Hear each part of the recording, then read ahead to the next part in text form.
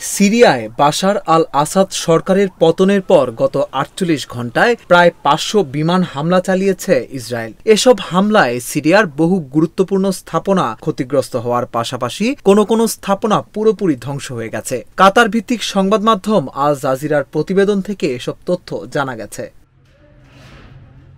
ইসরায়েলের প্রতিরক্ষা বাহিনী আইডিএফ বলছে, গত ৪৮ ঘণ্টায় সিরিয়ার বিভিন্ন স্থানে ৪৮০টি বিমান হামলা চালানো হয়েছে। হামলার লক্ষ্যবস্তুর মধ্যে ১৫টি নৌযান, বিমান বিধ্বংসী ব্যাটারি এবং বেশ কয়েকটি অস্ত্র উৎপাদন সাইট ছিল।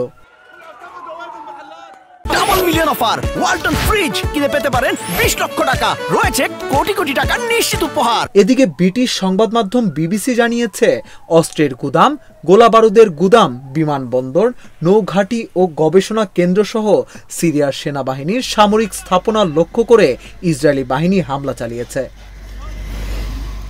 ইসরায়েল বলছে, আসাদ সরকারের পতনের পর অস্ত্র যাতে চরমপন্থীদের হাতে চলে না যায় সেজন্যই এই পদক্ষেপ নিয়েছে তারা।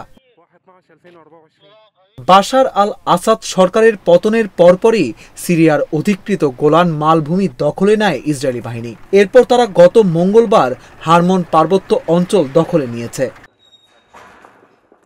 বিবিসি জানিয়েছে, ইসরায়েলি বাহিনী এখন সিরিয়ার রাজধানী দামেস্কের দিকে অগ্রসর হচ্ছে। তবে আইডিএফ এই খবর অস্বীকার করে বলেছে, দামেস্কের দিকে তাদের ট্যাঙ্ক অগ্রসর হওয়ার খবর মিথ্যা। গত রোববার বিদ্রোহীদের অব্যাহত আক্রমণের মুখে দামেস্ক থেকে পালিয়ে রাশিয়ায় আশ্রয় নেন প্রেসিডেন্ট বাশার আল আসাদ।